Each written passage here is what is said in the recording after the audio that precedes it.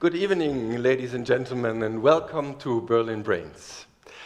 My name is Jochen Müller. I'm the host of tonight, and I welcome you to Neuroscience on Stage and to the Berlin Science Week, 10 days festival where we celebrate science and have a lot of great events.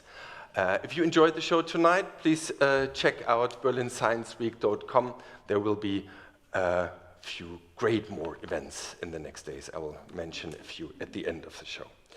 Well, tonight is all about neuroscience, and that's what Berlin Brains is for. We do this this year in the 11th season, and this season is this year presented by the Bernstein Center for Computational Neuroscience, the Einstein Center for Neuroscience, the MDC for Molecular Medicine, the Excellence Cluster Neurocure, and today the Sonderforschungsbereich 1315. We do this in several occasions. We go on tour with this show, and today it's kind of homecoming, back where we started, back to the halls of the Urania, the oldest science center in the world. In Berlin Brains, we present neuroscientists from Berlin and their work. Their work on the synapses, the nervous system, its cells, the brain itself. We go from basic science to clinical applications. We do this 5 or 10 times a year. This time today is the last show of this season. Well, we often say that the brain is the most complex thing in the known universe, apart from the universe itself. And how does this work, actually? And how can we understand how it works? How can we understand the complexity, and can we then explain this understandably? Well, we can try to understand. That's what science is all about. And yes, we can talk about it and present it in an understandable and enjoyable way. That's what the Urania is all about.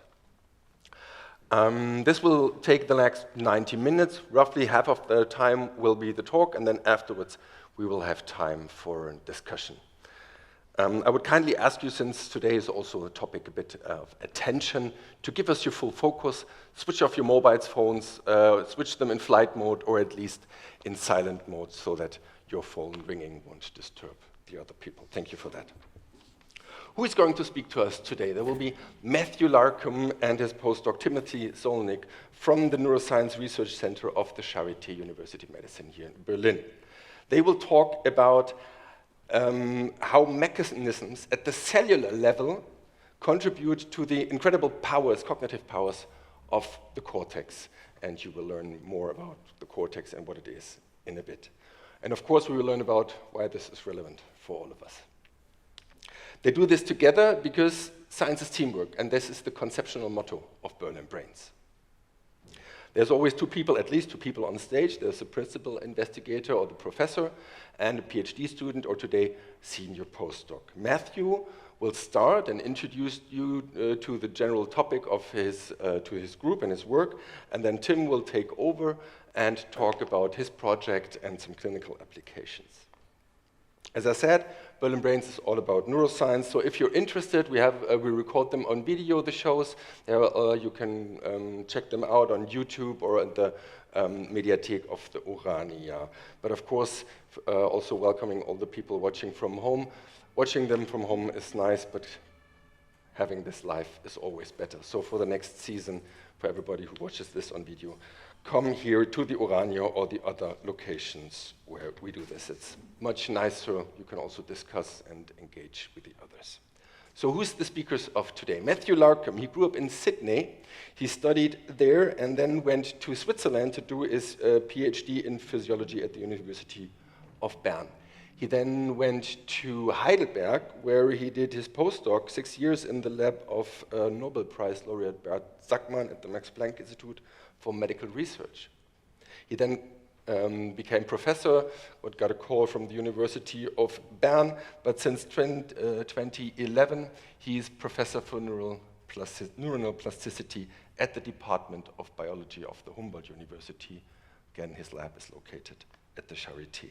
He's also the spokesperson of the SFB 1315, where he's principal investigator of several projects. And the motto of the SFB, mechanisms and disturbances in memory consolidation, from synapses to systems, that's basically describing perfectly his job. If he's not working on this, he spends time with his family, and I guess there's not too much time left in having such a stressful job. Directly after him, his postdoc is talking, Timothy Zolnik. He's coming from Connecticut in the United States. He also studied at the University of Connecticut, first physics and then neuroscience. He did his PhD at Brown University in Rhode Island before he came to Berlin in 2012, and since then he's postdoc in the lab of Matthew Larkum. He focuses on how neurons and their contacts, the synapses, interact in, well, the networks. He's really studying networks one neuron at a time, so to say. Also, this limited time he spends with his family, but now they talk about their wonderful work, and please welcome, with a warm applause, Matthew Larkum and then later Timothy Zolnik. Thank you.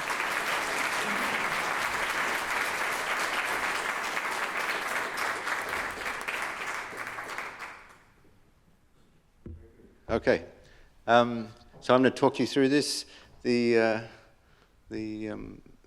introduction, thank you very much, Jochen, alluded to the fact that we'll talk about single neurons of the brain. I hope that doesn't scare you. We've got basically a theory or a framework of how to understand the brain that is proving, we think, very useful and is being successful for generating both hypotheses about how the brain works and generating new experiments.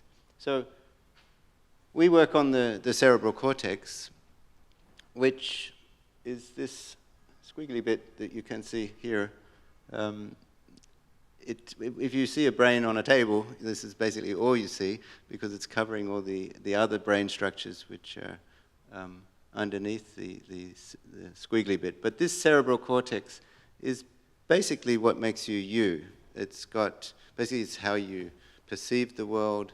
It's also your personality. And we know that if you have a stroke, unfortunately, and there's a specific area that you'll lose a specific function.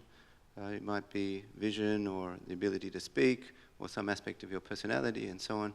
So we know that it's basically distributed, all of the things that make you you are distributed in this miraculous structure called the cerebral cortex. So I want to go through that. In our lab, we look at perception and memory and attention, and we're trying to understand how this amazing structure can do all these things and how it works. We actually work in a building in the Charité, on the Charité campus, and it's deliberately called the crossover building because it's a building where lots of different kinds of scientists come together. There's lots of translational work and lots of work that is also fundamental science, and that's basically the principle that's going on here, to understand from the bottom up processes that will eventually be useful for us to understand the brain and then understand ourselves, because in this sense knowledge is power, and also for curing problems with the brain, understanding it is the first step.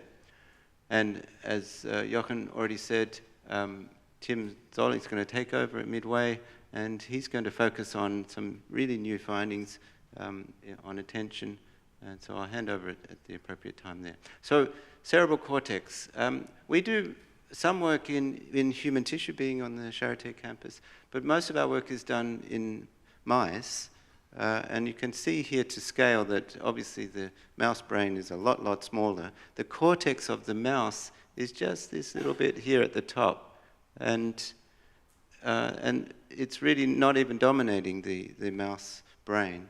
But in humans, this obviously developed over evolution to make us as intelligent as we are. What turns out to be maybe surprising is that the structure and the cell types and basically everything that you find in the human brain, there's an analog in the mouse brain, which is very useful for us in our research. So I want to talk firstly about how we understand perception, and there's been a shift in our understanding of how we understand the world. And I think most people intuitively think, and certainly the scientific world has thought, or did think for a long time, that understanding your environment, perceiving the world, involved what was essentially a feed-forward process, meaning you got the information from the outside world. If you're looking at a coffee cup, then the impact is on your retina, and that goes into your brain, and some process happens, and you see the coffee cup. Surprisingly, this doesn't seem to be the way that it really works. It's actually a feedback process as far as we can make out, meaning that you have some expectation about what you want to see, and although it's very important that there's a coffee cup in front of you, what this is really doing is controlling your expectations.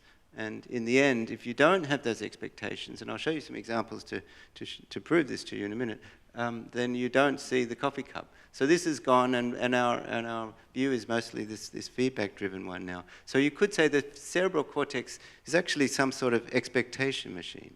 It's some device that learns over time what to expect in the world.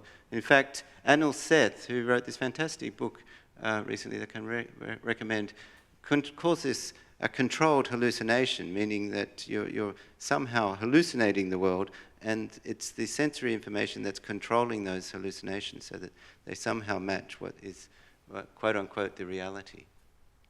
Well, it turns out that this wiggly structure is not actually a wiggly structure. If you rolled it out, which you should never try, it looks like a pizza dough. It would be about 1/2 meter across. In fact, you've got 2 pizza doughs in your head.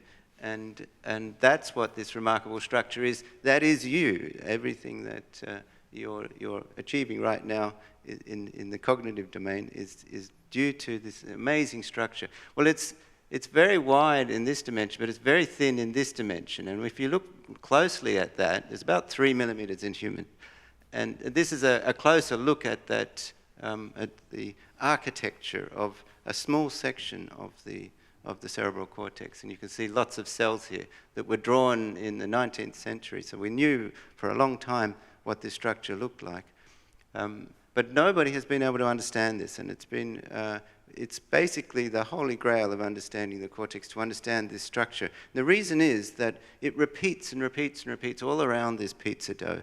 And so although the back of the brain is basically vision and the front of the brain is your personality, and when you feel things, it's another part in the middle of the brain, it's all using the same architecture, which is one of the most mysterious and wonderful things that I've ever come across, that somehow this configuration of cells in this small or very thin pizza dough can do everything that you're doing right now.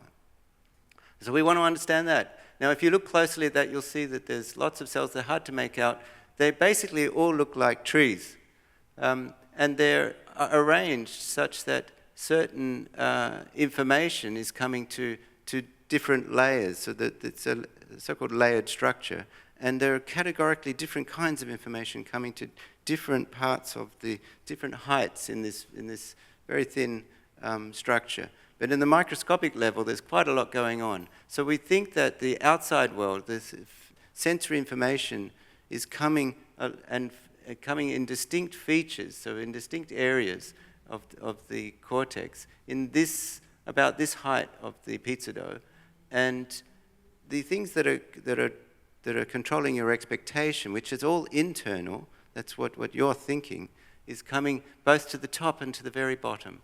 And so I'll leave it to Tim to talk about the bottom, and I'll concentrate on the top for now. And these cells that look a bit like trees, essentially that means that they're receiving one categorical type of information down here in the roots, which you can imagine is like the water and the nutrients coming into the cell, and the other category of information is coming to the treetops. Then you can imagine that's something like sunlight. And just like in a tree, what we think is that it's really important that they're separated in the first instance, and that the tree needs both of these two kinds of, in the brain's case, the information, and that it's doing some really wonderful thing in bringing them together, and in a very massively parallel way throughout all the pizza dough. So every single cell is doing this operation of bringing together what's outside the brain and what's inside the brain, and linking them. So you can see this basically in terms of two compartments, which is at that point. Okay, and as I said, there's a big mystery about the bottom of the brain, and I'll leave that to Tim to describe. So we use a lot of methods in the lab for trying to investigate this.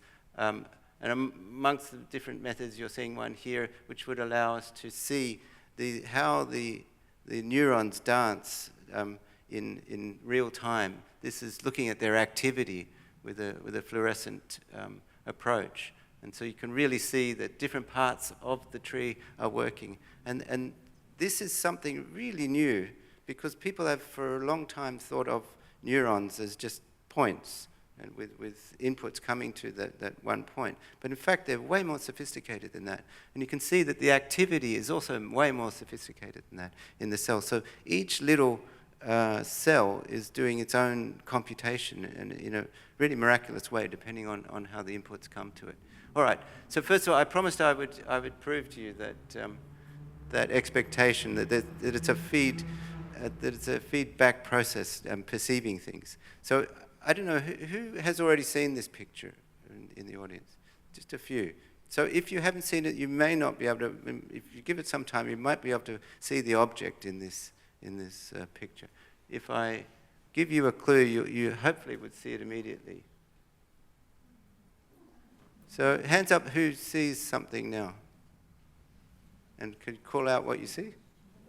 A dog. So that should help everybody else at this point. There's a dog in this photo. This is another one. This is less common, so I'd be surprised if there are many people who've seen this before. Very good. What did you see? He sees a frog. So that's what the image was generated from. Now, the amazing thing is, now when you look at it, you have no problem seeing the frog. So basically, your expectation has changed your perception of this. There are lots of examples. These are called Mooney images, and they're great fun for illustrating this. This is another kind of illusion. You've got to try and find an object in this wall. So put your hand up if you see an object in this wall. So it takes a bit of time usually. I'll give you just a little bit more time, and then I'll reveal the secret. And I'll get rid of this error report. Okay, here we go, if you didn't see it already. And now I presume you can just see it. In fact, it's so annoying because you can't unsee it. It's just there. Well, that's the extent to which your expectations and your knowledge drive what you actually see. You're now seeing it, and I would claim that you're not just working out what it is. You're seeing it. It's like it's changed your perception. This works really well in the auditory domain. So here I'm going to play a sound. I hope I don't stuff up now. So you should hear a distorted sound that is hard to recognize. I hope you didn't understand that. I'll try again.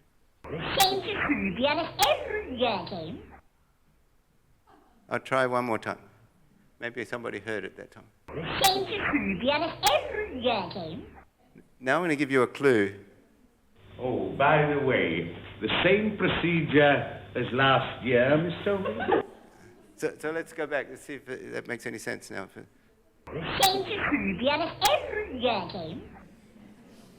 So of course I can by give the you, way, I can the give you more same clues than that. procedure as last year, Mr. O'Neill. And I can even give you more clues than that. So now I'll read along while this happens, and I think it'll just sound like it's the real thing, if I can. No, I've got to go back to here now. So if you have never seen this movie, which is... by the way... Whoops, sorry, I'll get... No, one more. That's the original. But now, if I do go back to that, maybe I can do it this way. If I go back to the distorted one now, it feels like you're just hearing it, although it hasn't changed in all this time. You can tell it's distorted, but at the same time, you now actually perceive it. And that's really what's going on in your cerebral cortex in terms of expecting and perceiving what you expect. All right, so what do we think's happening? And here, this is now the result of many years of investigating these tree-like neurons to see what they do. Essentially, the idea is that since there's some kind of information coming to the bottom and another kind of information to the top, we basically experimented to see what happens when you do both of them at the same time. And sure enough, whereas when you get either one at the bottom, you have low firing, or one at the top, you have sporadic bursting. If you do the two at the same time, these neurons go crazy, and they just start firing in these high-frequency bursts. And so if you have some sort of object like this that you want to see, and I was explaining at the beginning that there are different regions of the brain responsible for different things that you can perceive. Well, if you break this down into its elements, its features, what you find is that the different features are being processed in different parts of the cerebral cortex. So the stripes, for instance, would be being processed in the primary visual cortex at the back of the brain. And the color would be in another region nearby, and so would motion, and the shapes of the objects are in a region some centimeters away. So one of the big mysteries of neuroscience is how you end up seeing a single object and not all broken up. And that's called the binding problem. And essentially, what we think is that by using these so-called feature columns, which are now, this is basically the pizza dough again, remember? So this is just extracted from the pizza dough.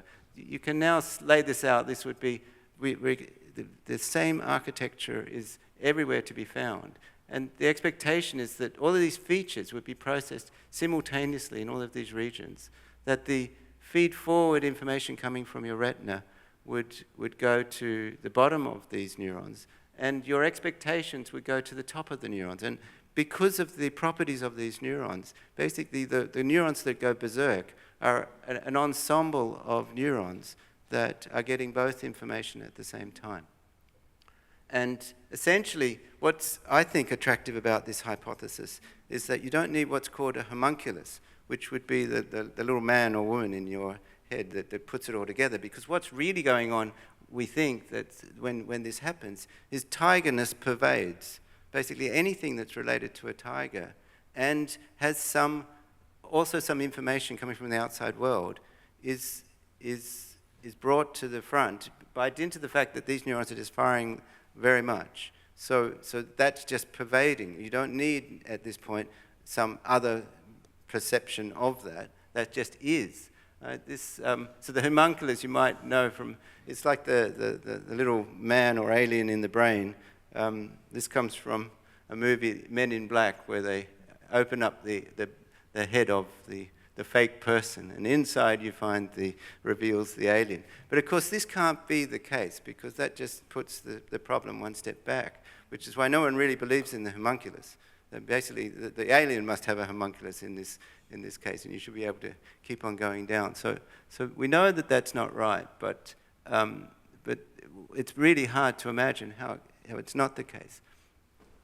All right, now with respect to memory, we of course, with this hypothesis, which is like a Swiss Army knife to work out the cortex, in terms of directing your attention to the right processes, we were, of course, very interested in what comes to the top, what is driving your expectation.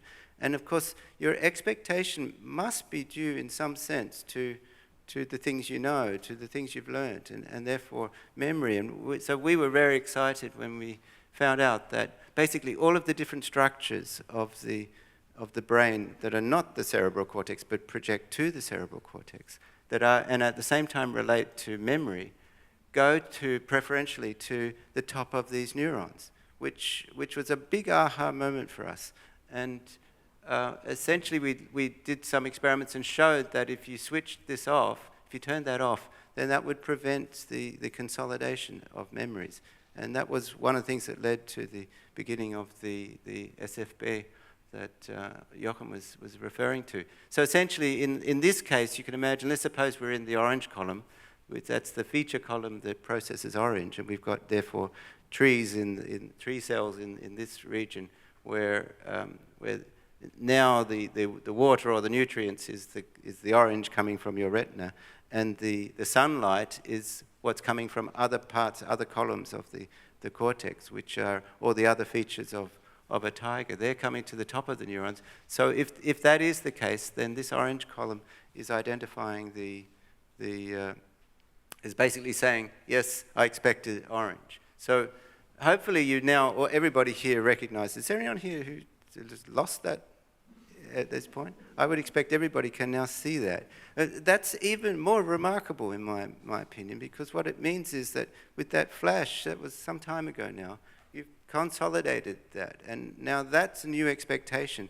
And I'm here to tell you, you will not forget this. So for the rest of your lives, you will now not be able to see this without seeing the frog immediately, which is kind of irritating actually, but wonderful at the same time. And yeah, so what we think is that is basically the feature. At first, that was just feature. You couldn't make sense of that. But given the context, which is coming to the top of these neurons, there are neurons in your brain that are now spiking madly because of the combination of these two streams of information coming to the tree-like neurons in your brain. Or so goes the hypothesis. So wrapping that up, basically we've got this kind of design going on, and that's why the neurons are all like this in the cortex. And they're all basically saying, well, how likely is this feature, like orange, given the context, for instance, all the other things that you know about tigers. And essentially, when you're growing up, so when you're a baby and for the first few years, you're learning features, and that's really important. Presumably that's training then which columns or which neurons are sensitive to which features. And then later on, you are able to make associations in real time and learn them really quickly. And you learn essentially that what things can be orange by the way that they affect your orange cells.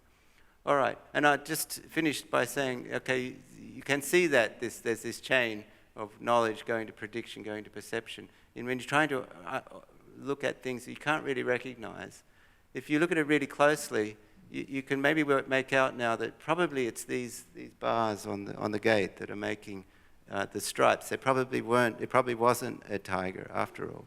And now when you look at it, it feels obvious now that it's a dog, because that's something you know. And that the point here is that what you know determines what you perceive. So it's all down to this, if you like, understanding the layering of the cortex and the orthogonal arrangement of the cells and their capacity to bring together these two streams. But there's a big mystery still, big unknown left, and I'm going to hand over to Tim at this stage. But basically, what we don't know is what's coordinating it. If it's not a homunculus, how is it being coordinated, and what are the how's the designation going as to which parts, which columns should be doing what? And as I was saying, with this Swiss Army knife of a framework to look at the cortex, I think we can now start to understand it. And Tim is just the most wonderfully talented researcher that has been looking at this now for several years and has made, I think, some really important discoveries on the level of what the hell is going on with the expectation also going to the bottom of the cortex. So I hand over at this point.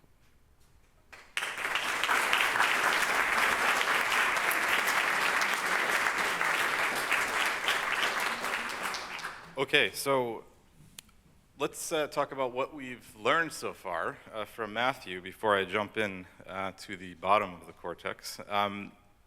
So Matthew showed you that the brain is a prediction machine or an expectation machine, which is to say that the brain uses its learned knowledge as context to understand what it is that you're sensing, in essence. So in the case of the animal here, our brains can use the context that there are shadows to understand that what you're seeing or sensing is in fact not a tiger, but in fact a dog.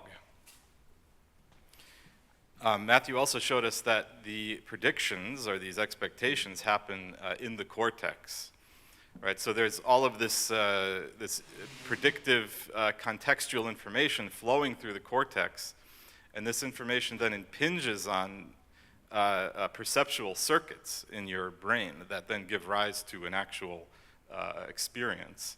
So your brain is literally generating these perceptions from within.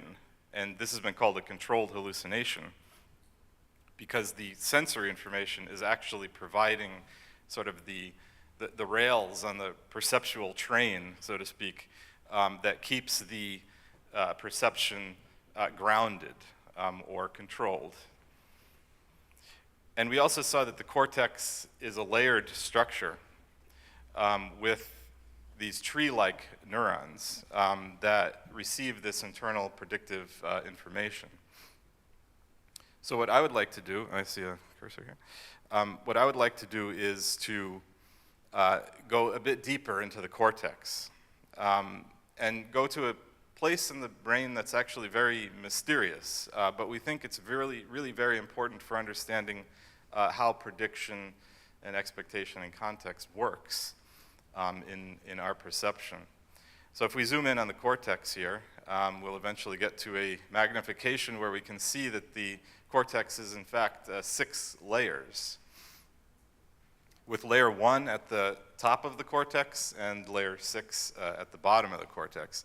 And then the neurons that Matthew's been talking with you about are located here in layer 5. So the trunks of the trees, so to speak, are in layer 5, and the upper branches of these tree neurons are at the top of the cortex in layer 1. So we call these neurons layer 5 neurons because their cell body, or the trunk of the tree, is located in that layer. What I'll be telling you about is layer 6B. So layer 6B is the bottom of the bottommost layer. Layer 6 being the bottom layer, and 6B being the bottom of layer 6, with layer 6A up above it. And these neurons are particularly mysterious, and there's been relatively few studies on these neurons, and it's only really come to light recently that these neurons are playing an important role in the cortical operations that we've been talking about. You might even say that neuroscientists sort of overlooked these neurons until quite recently. So if we take a section of a mouse brain in this case and look at these neurons in some detail, if we were to take a close look, we would actually see that these layer 6B neurons here at the bottom of the cortex are actually nothing like trees at all, like the layer 5 neurons here. You can see the tree projecting up to the top of the cortex here. These neurons are very diverse. They come in many different shapes.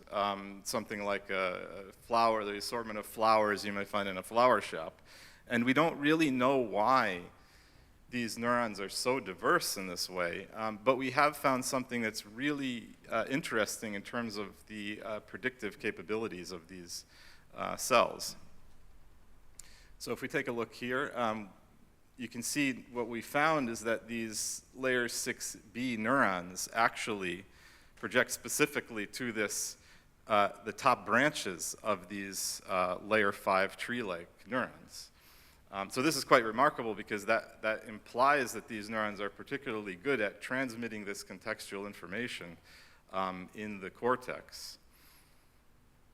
Now we found that this communication happens from layer 6B onto these upper branches via a particular type of receptor called the NMDA receptor. So these litter the upper branches of the tree, something like leaves on the branches. And layer 6B, by the analogy Matthew was using previously, is something like the sunlight, right? It's shining on the leaves and transmitting this contextual information onto the cell. So if layer 6B activates, it'll send a signal through these receptors into the layer 5 neuron, like this. Now this is very relevant clinically, it turns out, because in the disorder schizophrenia, there's actually thought to be a reduction of the function or number of these NMDA receptors. So we would therefore expect that there's a problem in a schizophrenic brain in which the communication from these layer 6B neurons does not reach the upper branches of these layer 5 neurons. So if the layer 6B neuron were to become activated, it would fail to turn on the layer 5 neuron. The contextual information doesn't get through, in essence. Now I just want to point you to something else here. There's a a nice film on Netflix called Brain on Fire. And this is a really interesting true story about a journalist in New York who is struck by this very profound psychosis, a period of profound psychosis, delusions and hallucinations. And this story goes through a dramatic search for what is wrong with this person. And they eventually come to find out that she has a very rare disorder called anti-NMDA receptor encephalitis. This is an autoimmune disorder in which your immune system attacks, essentially, your NMDA receptor, the specific receptor we've been talking about here, making them effectively non-functional. And so you get these profound psychotic states in this disorder. So we think this might also be relevant here to what we're looking at between the layer 6B neurons and these layer 5 neurons. So what might this mean? Well, you've seen this now a few times. So if you could not take into account the contextual information here, you might fail to think about the fact that there are, in fact, shadows on this animal. And therefore, you would be more likely to see this as a tiger, which is a delusional belief, in essence. Right? So the contextual information you need in order to properly perceive what it is that you're sensing. Now, the story gets a little more interesting, in fact, because we found that there's another type of neuron in layer 6B. And we think that these neurons are particularly important for mediating sustained attention. We also found that these neurons are activated by dopamine. This is a molecule you've probably heard of. It's considered a reward molecule. But dopamine is also a really important attention-promoting molecule, lesser known to be an attention-promoting molecule. And attention is really a fundamental and important cognitive function we have. Your memory, learning, perception, even emotion all depend on what you pay attention to. So in many ways, without attention, we're blind to much of our other cognitive functions. Now, it's interesting that this relates nicely to a particular disorder, attention deficit hyperactivity disorder, ADHD, because in the case of ADHD, there is actually a decreased amount of dopamine in the brain. So we suspect that the signaling now through the dopamine system into these neurons is therefore impaired. And what we'd expect here then is that these layer 6B neurons are less activated, less stable.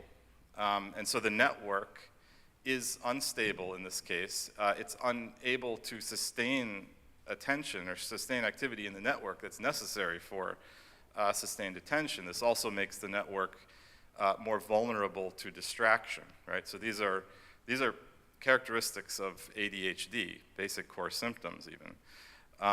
And this could explain why some ADHD medications are able to restore sustained attention and reduce distraction, because these medications actually bring up the baseline dopamine levels in the brain, which we would then expect is activating these layer 6B neurons more consistently, stabilizing the network, making it more robust against distraction and more able to remain active for sustained attention.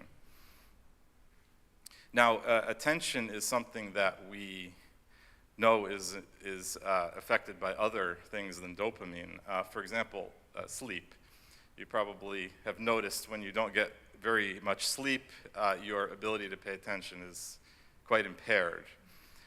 So this has led us to think that maybe these neurons are also important for the sleep-wake cycle. This is something that's quite relevant to all of us, right? We every day go from a wake state to a essentially unconscious sleep state and back. You know, the largest shift in our consciousness we experience every single day. And there's another molecule here that is particularly important in this process of cycling between wake and sleep. And this is called orexin. This is one that's actually much less well known than dopamine, but not any less important, it turns out. Orexin is one of actually the most recently discovered major brain chemicals, and it's considered a master regulator of sleep and wakefulness. So let's, and it's also, high levels of orexin in wakefulness and low levels of orexin in sleep. So it's basically a wake-promoting molecule in this case. So you need to have low orexin levels in order to sleep, in fact. Now let's bring back our main characters here again and see how the orexin molecule may be influencing these neurons. So very interestingly, it turns out that orexin is only activating the layer 6B, within the cortex only activates layer 6B neurons, not any other neuron. Among the many options that are there, it only affects and activates layer 6B neurons, which is quite interesting. Moreover, the orexin molecule activates the release of other wake-promoting and attention-promoting molecules like dopamine, as we've discussed, also serotonin and adrenaline. So we think that the orexin system is actually particularly important with respect to layer 6B because it activates layer 6B both directly and indirectly. So we would expect then that layer 6B is very vulnerable to changes in the level of orexin in the brain. And this too has great clinical relevance because there's a disorder called narcolepsy. And in narcolepsy, there is a loss of orexin in the brain. And this is due to an autoimmune attack on the orexin-producing neurons in the brain. So there's a lack or an absence of orexin in the brain. Now, what would happen here? What do you suspect would happen here if the orexin were lost in the brain? Well, you would lose a major activator of these layer 6B neurons, right? So they would be less capable of being activated. This would effectively remove these neurons from the network. They would no longer be having an influence, and this would cause the layer 5 neurons essentially to go offline or be less activated. This would then push the individuals into a sleep state.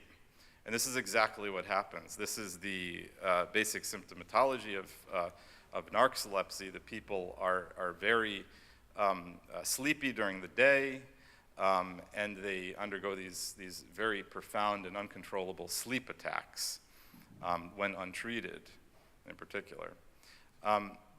So I want to just sum up here. We've seen that these layer 6B neurons have likely have a very important role to play in our cognition in general, and also have quite some potential relationship to some very important neurological and psychiatric disorders, and are of course probably related to all of us in terms of our basic sleep-wake cycles. Now I want to take you a little bit down the rabbit hole here and talk about something else, which is psychedelics. So I showed you this image earlier, you might remember. But what I didn't tell you initially is that this is an image showing the neurons in the cortex that express a very special type of receptor. It's a special type of serotonin receptor called the serotonin 2A receptor. And this receptor is the one that is activated by psychedelics like LSD, magic mushrooms, etc. So it's actually quite remarkable, in fact, that the only neurons in the cortex that are expressing this receptor are our two main characters here, the layer 6B and the layer 5 neurons. Now these are excitatory receptors. So if somebody were to take LSD, the molecule would get into their body and it would ultimately bind to these receptors and activate both the layer 6B and layer 5 neuron. Now, what would this mean? Well, it would probably mean now that your brain would be supercharged for context. It would effectively be exploring all types of possible explanations or understanding of what it is that you're sensing. So you can see how this might start to generate false perceptions, right? Because the volume's turned way up on the amount of contextual processing that's now happening. So these upper branches here are going to be loaded with all types of explanations for what it is that what you're actually sensing through your retina or your ears, etc. So you might imagine now if somebody were walking down a nice forest path here under LSD, this might lead to a very otherworldly experience. You might start to see the path as a rainbow because, well, it's curved. Rainbows are curved. Maybe it's a rainbow. So your brain can then start to explore these alternative possibilities. And since these experiences are generated from within, it's effectively a hallucination, right? Then your brain will start to actually cause the experience. And this you might call an uncontrolled hallucination in this case. So I would like to just sum up here what we've learned so far. So the brain is a prediction machine that may depend now on this communication between these layer 5 and layer 6B neurons. And we've seen that a dysregulation or problem with this communication could lead to some types of disorders, neuropathologies. And we've also seen that these neurons are probably particularly important for perception through the fact that they actually express these 5-HT2A receptors that are activated by psychedelics. So with that, thanks for your attention.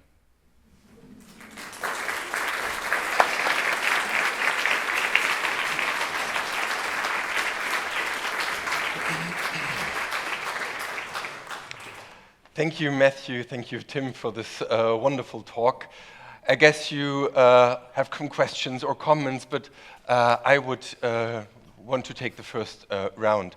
And then if you want to ask questions, since we also want to record your questions on video, please go to that microphone standing there at the side so that the people watching the video later will also hear your voice. Thank you. First of all, I would like to start with a maybe strange question, but if this is all the case, then how do I know that what I perceive is real? I think that's a really good question. So there's got to be some element in this system that gauges the likelihood of any given percept that you have. And we actually don't know, but what we didn't have time to talk about was the fact that all of the information that is critical, we've also been able to show recently, is coming from just those neurons that project out of the cortex. There's signals going from these neurons, not just to other places of the cortex, but down to, in principle, in the bulk, is going to a structure called the thalamus. And that's actually forming a loop, so that this is constantly looping. And I think the best guess is that there's something about establishing this loop that affects your feeling of certainty about something.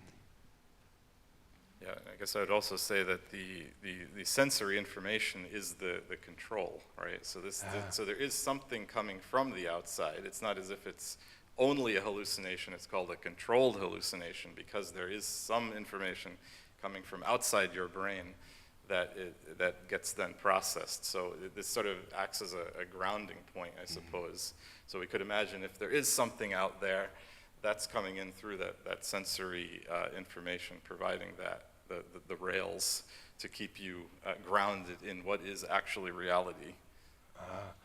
That is then also the case, the reason why there are these meditation tanks where you float in water that has the temperature of the body, lid is closed, it's pitch black, and you don't hear anything, and then most fancy hallucinations occur because you can't control what your brain does. Is that right? Well, I guess in that case, your brain would be more controlled by what's happening inside, right? Yeah. So the internal information flow would then be the main driver of your perception, you wouldn't have that grounding anymore in the outside sensory environment. Yeah. Thank you. We have the first question from the audience, please.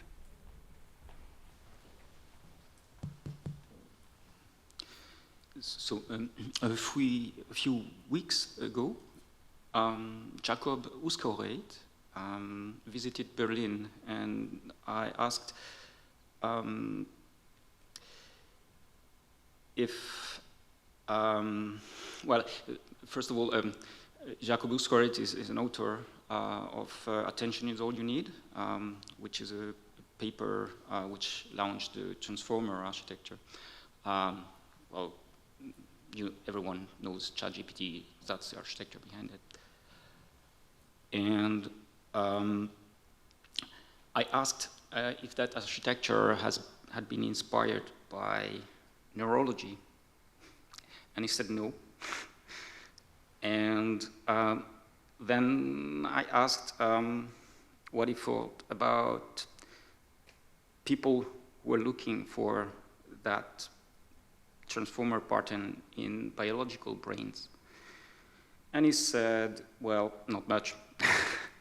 So today I ask you the same question. So what do you think about people looking for the transformer pattern in biological brains? A wonderful question. And I think that the topic of machine learning and neuroscience is currently somewhat diverging, and the fields are getting very uneasy about this, because there's been a long-standing assumption that what we've learned from the brain will drive machine learning, and the big companies like Google are now firing all their neuroscientists because they think it's not necessary, and that we're making more progress without this. I heard Max Tegmark, who's a famous physicist who also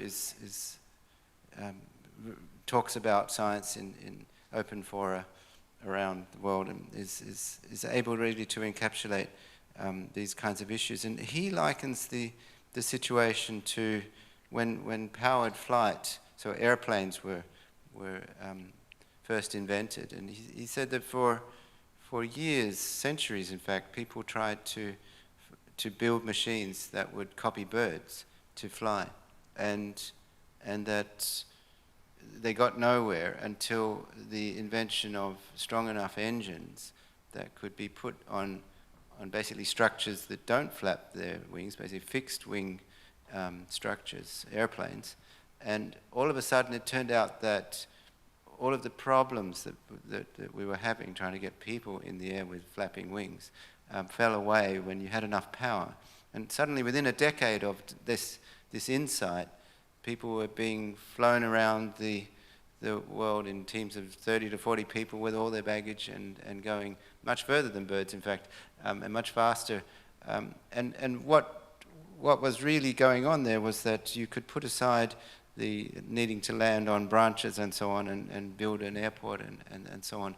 And all of a sudden you could take advantage of the huge gain that you get from lots of power that in fact the birds don't have, even though the birds can do this on very little energy, and the planes need more energy. And so why is he making this analogy? Because he was basically saying what's happened recently in the machine learning world is we've learned that data is power. So if you have big data, you can train very simple networks. So the algorithm for a transformer is about 2 pages long. It's really, really simple. Of course, it refers to deep neural networks and how they are configured. So buried in there is some extra lines of code, if you like. But basically, the architecture can be described very simply of how a transformer works. And essentially, it's captured the idea that context is really important. So it's basically guessing the next word in the sentence, but it's doing this with a cascading set of ever more elaborate context, so that basically the word before tells you a lot about what the next word should be, the sentence tells you a lot about what the next word should be, the paragraph tells you even more, and the topic tells you even more, and you can keep on doing this. And as long as you've been able to throw, as they can now in machine learning, all the words that have ever been said or written by humans in a digital way, suddenly this looks very much like intelligence, but it's very different in some sense as well. So I think we're in a position now, at least his claim would be, what's happening is, this is going back to the bird analogy, this is a machine that's now powered by huge force that's not available to us in some sense, this big data. And so you can use, on the one hand, a simpler machine with all of this power to accomplish what is being accomplished in our brains. But we can do everything that we do on an apple. I mean, basically, you don't need much energy. Well, actually, the brain takes more energy than any other part of the body, but far less than the nuclear-powered stations you need to train ChatGPT. So there's still something remarkably different. I think in the end that it's also not the case that the airplane tells us nothing about birds and birds tells us nothing about airplanes. There are similarities, but there are also conceptual differences that we're struggling to find. But I'm part of a collaboration that was kicked off by the BMBF, which is basically, the call was biologically inspired machine learning. And there are, in fact, a lot of groups trying to find the links that would tell us what it is that we can gain in machine learning, be it either in efficiency, but probably also deep understanding that would get us further. And so far, it's not the case, despite everything, despite the fact that we've basically used up all the words that we've got at this point to train ChatGPT, and it's starting to plateau. It's clearly not able to do many of the things that we can do. So although it's close and spookily close, yeah, I think I do hold out hope that the insights we get from the brain will still help machine learning. I could have an additional question if you want. Please. All right.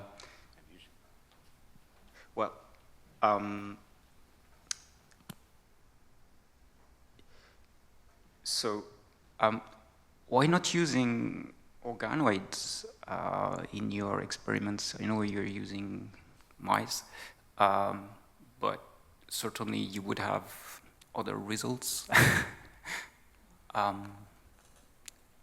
Yeah, well, that's a good question, and organoids are something that have become really popular and important in neuroscience research recently. We work with mice mainly. These are sort of natural brain systems, right, with the proper architecture and so forth. Organoids often don't have the natural connectivity and physiology of a true brain, so to speak. So they do lack certain things, but they have their benefits and they offer quite a lot of interesting potential.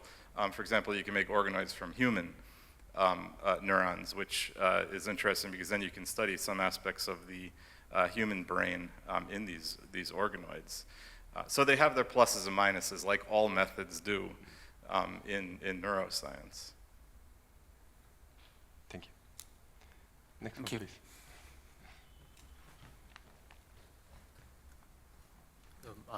Thank you very much for the inspiring talk. I have two questions as a person with sleep and attention problems.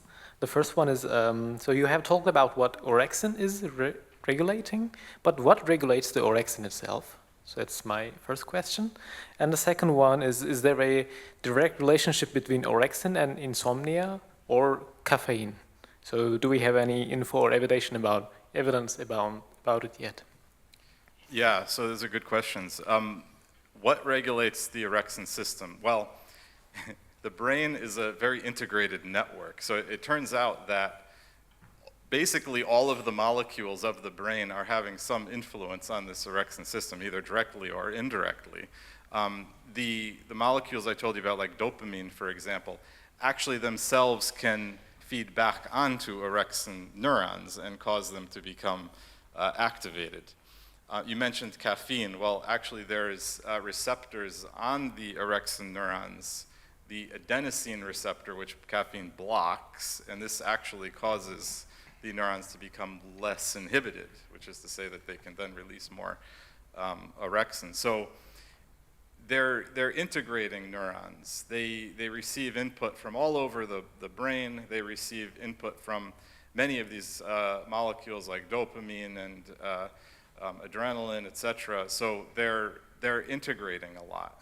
There's no one source that turns them on.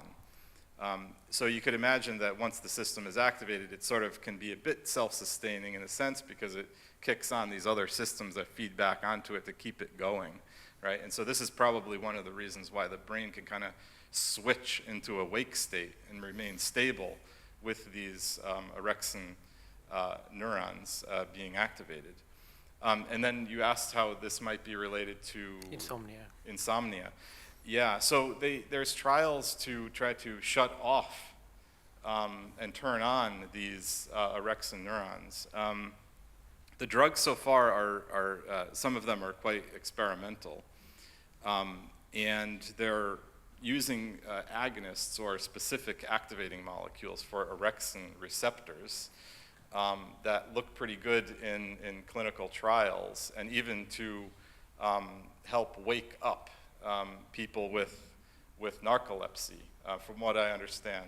But the data is sort of coming in these trials, but it looks very, very promising. So in principle, you can help somebody fall asleep by blocking these receptors, and there's data to show that that is in fact the case.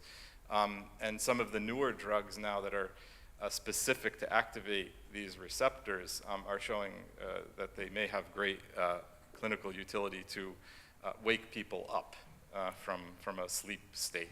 Yeah. Interesting. Thank you very much. Sure.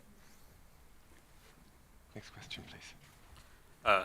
Possibly two questions as well. The first one, you talked about a controlled hallucination, but where did the original hallucination start, right? It must have had from external stimulus, or are we born with some base hallucination? Because how do we get to reality? So I think this is where the link comes to memory. That essentially that the idea would be that you've got all the knowledge is stored up in the top of these trees in the form of connections that have been favored at the right time to sense which other parts of the brain connect to this particular feature. And then what's going on in a hallucination would be that you're overdriving your experiences. And so whereas under normal circumstances the experience you're having at the moment is tethered to the outside world by the stream that's coming to the roots of the trees. If you take that away, then all of a sudden you can mix and match all of the different experiences you've had, and so it's real in the sense that it's a experience to you, be it a hallucination or a real experience, if those neurons fire in some sort of a cogent ensemble, and exactly what that experience is either controlled by the bottom of the neuron or not. And when it's uncontrolled, it's still an experience. From your perspective, there's no way for you to tell that the bottom wasn't controlling this, which goes back to your first question. That's presumably the only way that you can have an experience, hallucination, that is real in the sense that it actually means something to you, but not real in the sense that it's tethered to the outside world. So when we're a baby or very young, then the signal is biased more towards the external stimulus until we build up. That's what I would predict, actually. I don't know of work that's done in really young children on the topic of hallucinations. That's a really good question.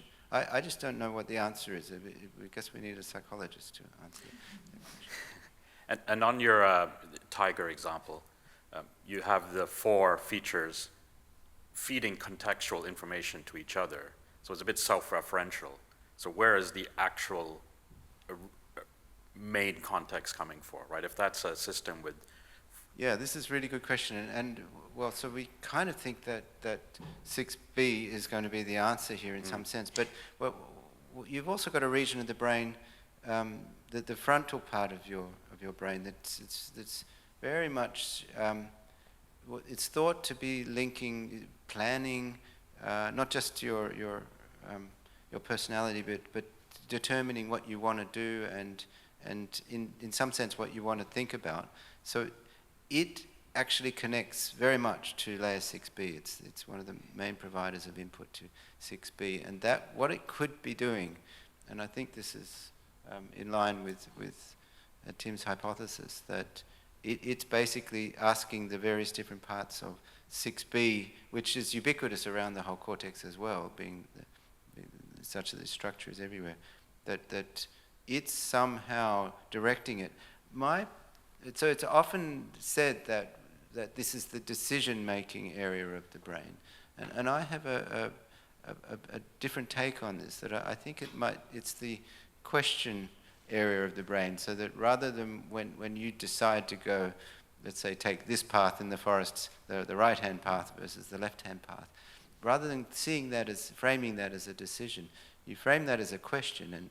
And what I think might be going on is that the prefrontal cortex or the frontal cortex, this area of your cortex, is asking the question, should I go right or should I go left? And when you think, should I go right, it activates via layer 6B all the right areas of the brain that imagine what would happen if you went right, and all the right areas if you went left, and it forms a loop. And then there's some sort of experience, if you like, in your imagination of what it might be like to go right or left, and you complete some loop, and then who knows, maybe the right dopamine comes and so on, and you decide which way you go. There's some sort of collapse, as Yes. we in physics would talk about it. Something like that. Yeah. Yeah. Thank you. Thank you. Next question, please. Hello. I have a medical history of impaired brain function. I got long COVID in 2022. Actually, it was post-vac, but that's beside the point. My question is, it's taken me like more than 3 years to get back to normal using a lot of unorthodox methods. Why are the last things to go back to normal handling numbers? I can just about do that now. And the thing I still can't do, so the last one on the list, is overstimulation. Do you have any theory as to why these things are so hard to sort of get back into my life? Well, I could take a stab at that. Utilizing numbers in mind can activate a large portion of the brain, right? So you need potentially hippocampus, you need cortex, you need thalamus, you need a lot of structures all to work together in a very coordinated way. So this is a complicated cognitive process, right? This involves many synapses and many cells, each of which are going to be important links on that chain to give rise to the final ability to cognitively process numbers. This is a very high-level function that we have. So likely, it's going to require that proper coordination of interactivity, right, among these different structures in the brain. In terms of, this was hypersensitivity, you were mentioning. Stimulation, yes. Hypersensitivity, whatever. To sensory stimuli. So particularly noise. Noise is a big problem still. Yeah. So I could imagine that there's going to be some type of plasticity mechanism there that's essentially turning up the volume, right, on the perceptual circuitry. We could even imagine that some of the synapses in layer 6B might be dysregulated. So the synapses, I didn't mention this in the talk, but the synapses of layer 6B are some very, very plastic synapses, meaning they can change and cause very dramatic effects on the neurons that they influence. They can change quickly and they can change dramatically. And how these interestingly, in some of my experiments, I've found it very difficult to turn down the volume on these synapses. The volume goes up, no problem, but the volume coming down seems to be the problem. Now, this would be very speculative to say that this is the reason, but if that were the case, we would expect actually to have sort of an overstimulating effect on your perception of sound, because your 6B neurons would turn up the perceptual volume on those auditory inputs, those auditory pathways, that would then lead to a sort of overwhelming activation in the auditory system. Well, the very funny thing about it is, if I'm involved in the noise, for instance, if I play music with other people, and it might be a big band, right? If I'm involved, if I participate, there's no problem at all. It's just that I cannot tolerate noise which is sort of ugly, which I have no control over. That's my problem. Mm-hmm. So it's very contextual. Apparently, essence, yes. Right? So presumably the way your contextual input is actually influencing the circuit is making it making your brain more sensitive in a certain situation versus another. Perhaps when you have other sounds available that you're listening to, or ones that you're perhaps interested in, this can regulate how that overactivity or abnormal amount of activity then occurs.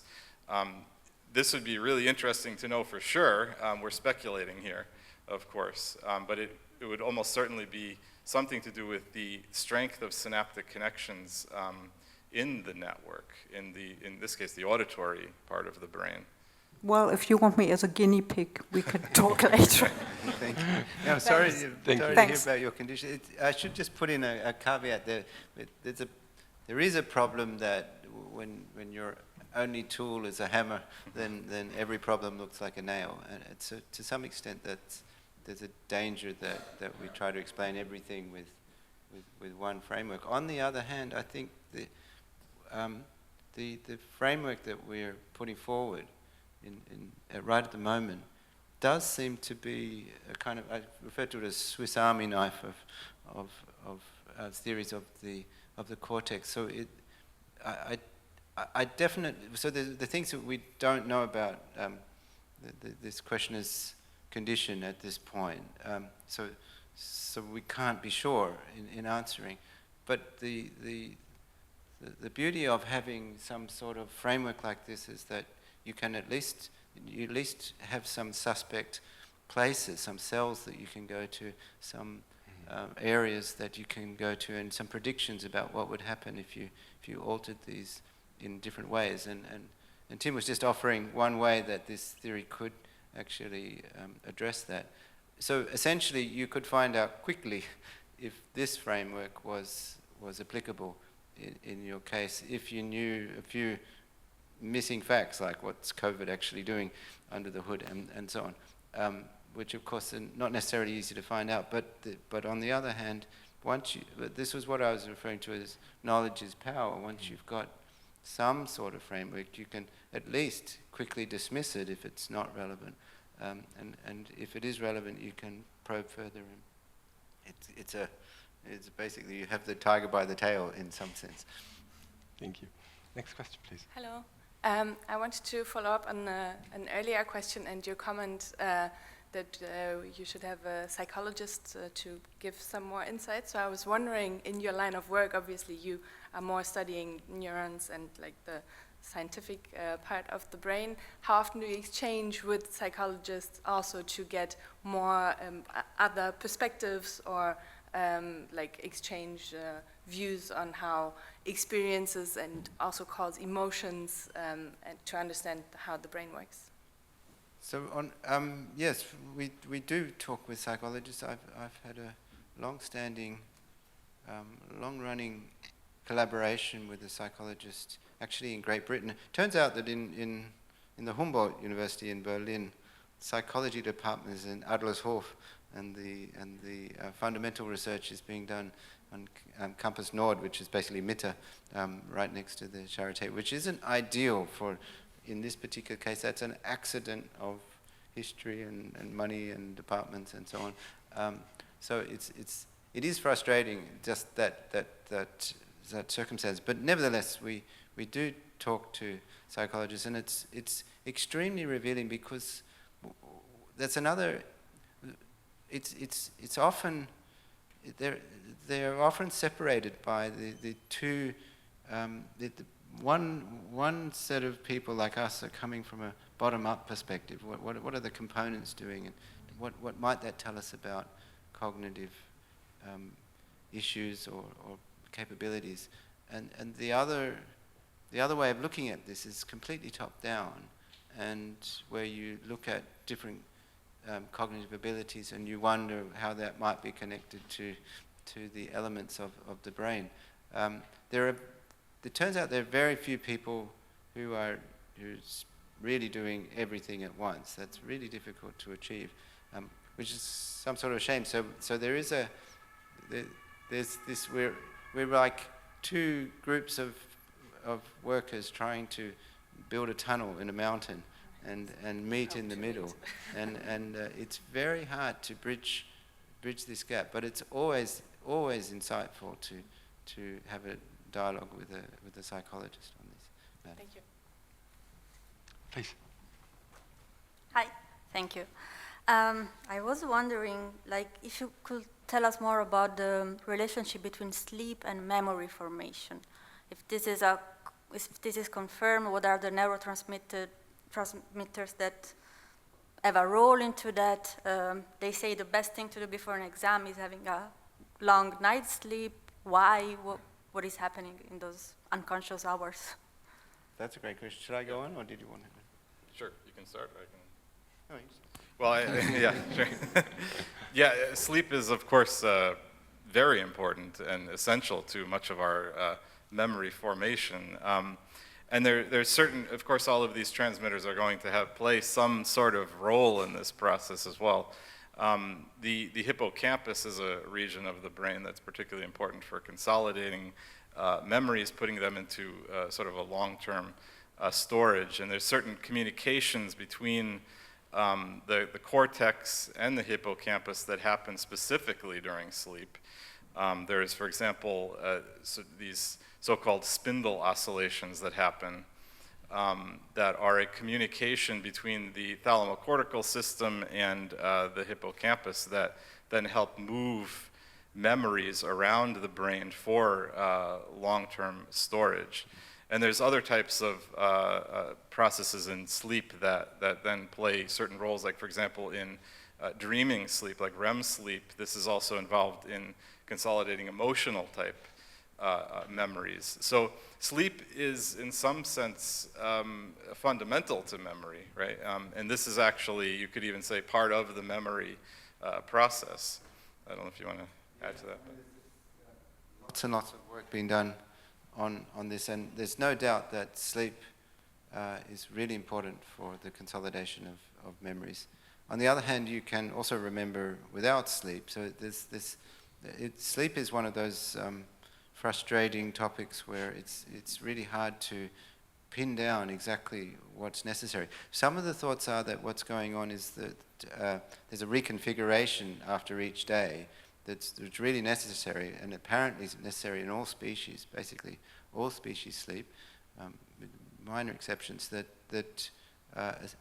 in the process of learning and storing memories, you're changing synapses between neurons, either strengthening them or weakening them, or getting rid of them or forming them, and that this is a process that needs to be brought back in balance, such that you retain the information that you had from the previous day, but now everything's balanced, so you can live to remember another day, as it were.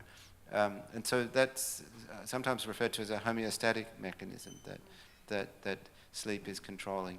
But also you dream, and there are these seem to be also related to the consolidation of memory. And one of the hypotheses is that you dream in order to generate hypothetical situations that you're essentially testing, such that you can reframe or have insights in fact, into the knowledge that you're storing.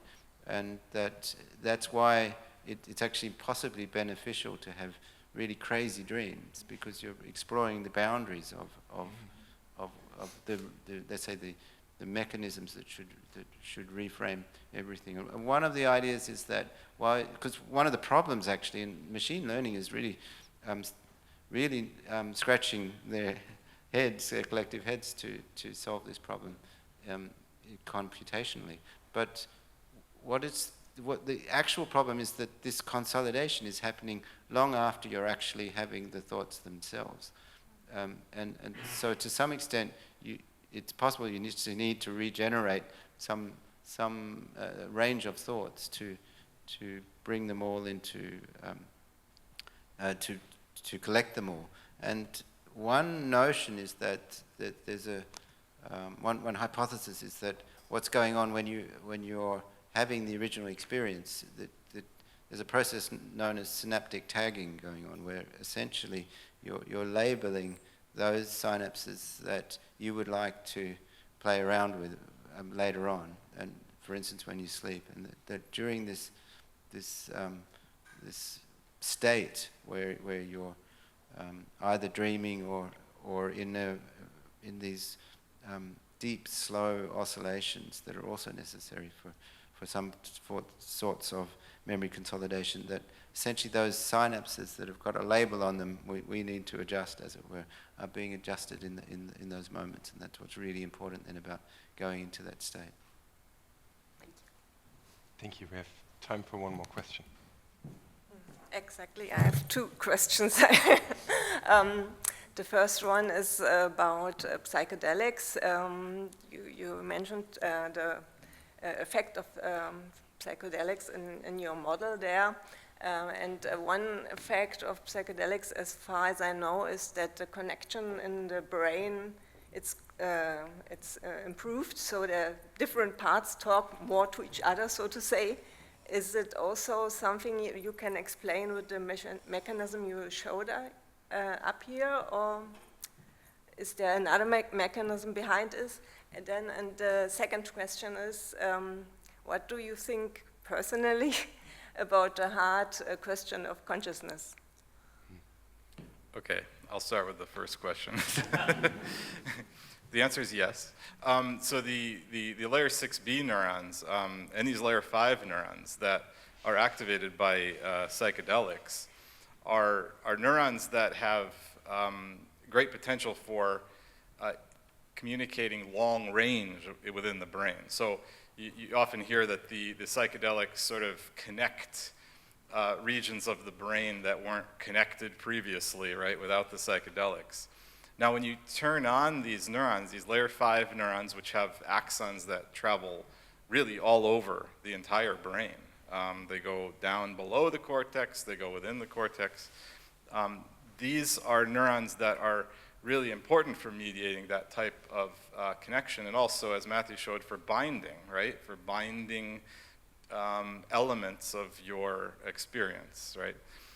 The 6B neurons sort of turn up the dial on that communication, right? So they turn on these layer 5 neurons that then enable these different parts of the cortex in particular to communicate with each other. And they do this through multiple other neurons. For example, there's neurons at the center of your brain called thalamic neurons, and they receive input from these layer 5 neurons and then sort of reflect that back out like a fountain into multiple areas within the cortex, so they can help to coordinate communication between these different areas. And I'll let Matthew tell you about the hard problem. The hard problem of consciousness. For those who don't know, there is a distinction between the hard problem of consciousness and the euphemistically termed easy problem of consciousness. And the easy problem would be basically just explaining what's turning on and off that correlates to consciousness. And the hard part would be explaining why that matters and why you have a first-person experience. So on the one hand, we've actually been looking at the various different theories of consciousness, and there are there's over 300 theories, but there's some main theories that are currently capturing most people's attention. And we've applied this framework to each one of those, or a handful, about 5. And it turns out that you can really put some meat on the bone, I think, of what is being claimed by any theory of consciousness when you try to put it over a framework that is clearly doing some sort of bottom-up work. And to give you an example, for instance, there's one of the leading theories is called the global neuronal workspace theory, which posits that there's a central workspace, a hub that designates, it connects, if you like, all the different regions. And then some magical process that they call ignition happens at some level of connectedness, and that then ignites the right regions.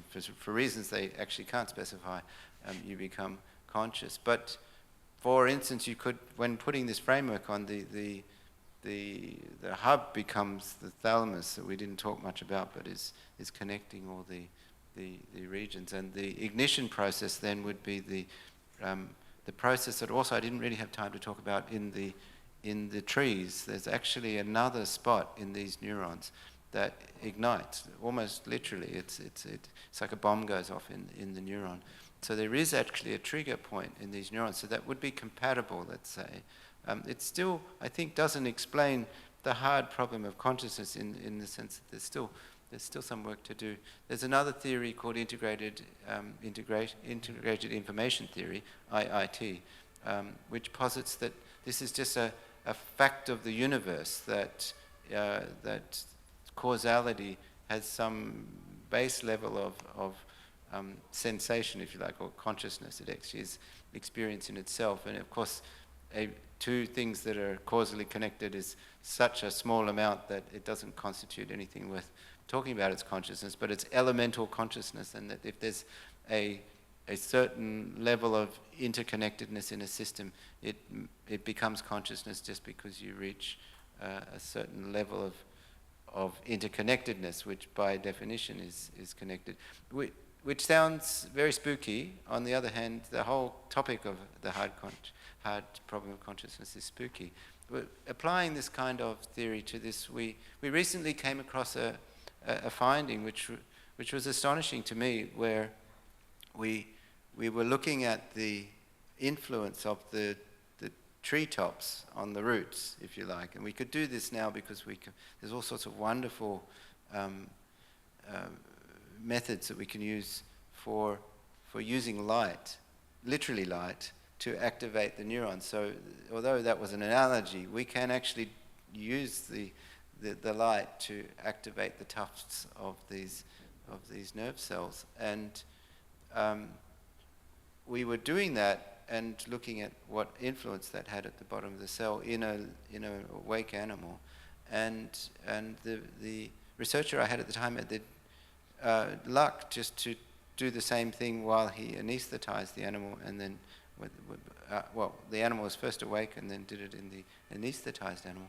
And what we saw was just remarkable, that the same light made no impression on the bottom of the neuron. And so now we actually have a hypothesis that in fact, if you disconnect the context from the top of the neuron to the bottom, you actually don't perceive, which is kind of close to consciousness. And so you could say consciousness is, in some sense, perception, or at least one class of conscious experiences would be perception, even in your mind's eye when you imagine. And so we are actually pursuing this at this point to see what the possible connection might be. And so anesthesia is, of course, a known way that makes us all unconscious in a very mysterious way. And it's particularly mysterious because different compounds do this, and the different compounds have different actions. But I think we again, using a framework like this, we can trace back the likely point that each of the compounds is affecting in a loop, or at least we can make a consistent story using this framework that would explain why any given compound would lead to a disconnection of the top of the neurons from the bottom of the neurons. And if the first problem is that they all work differently. The second problem is that they're all different, but they have exactly the same effect. And they only take away consciousness. So you actually can still feed information into the brain and see the effects on the brain. You're just not aware of it. And thank God that's the case, because you can now survive open heart surgery without being traumatized for the rest of your life. In fact, just going to the dentist was a terrible experience before. And so the point is that we have a framework that we really think could approach this. Of course, I have to come back all the way now to what would the difference between the first-person experience be and just the experience per se. And I think that should be what we come back and do on another time. I don't have the answer, but it's such a great question. You could really spend the same amount of time we've just dwelt on now trying to address it. So, if I get you right, in the end of the day, you would say that brain activity gives rise to subjective experience, to consciousness, two different things, but both of them. Or, I mean, there are some people, maybe, for instance, Donald Hoffman said it's the vice versa. So would you regret that totally, or do you think that could be an idea? Yeah, I'm actually quite open to different ways to look at this. So I can, on the one hand, I'd like to apply my framework here that we've been describing and be able to say what it tells us. And on the other hand, it's not getting us to the answer at this point. At least it's not like it's just suddenly clear. This is still a deeply mysterious question to try to answer, and I'm open to different solutions. What we do know, I think we can say that perturbing the brain and altering the activity of the brain alters your experience. And so that makes me feel, as a bottom-up scientist and a materialist, that there's some connection between the activity of your brain and your experiences. I don't rule out that there are other things influencing your experience, but at this point I've got no scientific reason to postulate that. But it's clearly mysterious on this hard level of first-person experience. We have, in fact, thought a lot in the lab, and we have a philosophy club that we come together and just debate these, and it's fun to discuss. And at some point, we just have to say, well, our experiments are not getting to the point that we need at this point. We just need to keep thinking and trying. Okay, thank you so much. Thank you. There is still room for discussion. I would just like to move it down to the bar and end this official part of the evening. I would like to thank the speakers again. Thank you, Matthew Larkum and Timothy Zolnik, for this wonderful presentation. Keep on clapping for Felix at the camera, Oliver at the Technique, and all the staff of the SFB funding this, and the Urania making events like this possible. Now I would like to invite you for some other events in the next days. Tomorrow, for example, there is Einstein in the Dome. Unfortunately not here because we don't have the technique, but in the Zeiss Großplanetarium, there's the event series taking place, the first of its kind, bringing people speaking about science and illustrating it in 360 degrees. Tomorrow, we dive into the universe of atoms with Cecilia Clementi. On Thursday, there is the Science Slam. The PhD students of the 7 Berlin Clusters of Excellence compete against each other, and you will then decide who's the winner of the day. In the Roadrunners Paradise in Prenzlauer Berg. And on Monday, there is the pub quiz of the Clusters of Excellences in the Fahimi Bar. So there's just a few of these wonderful events waiting for you at the Berlin Science Week, and the rest of the year you can spend in Orania, where we will hopefully see each other again next year. Thank you, until then.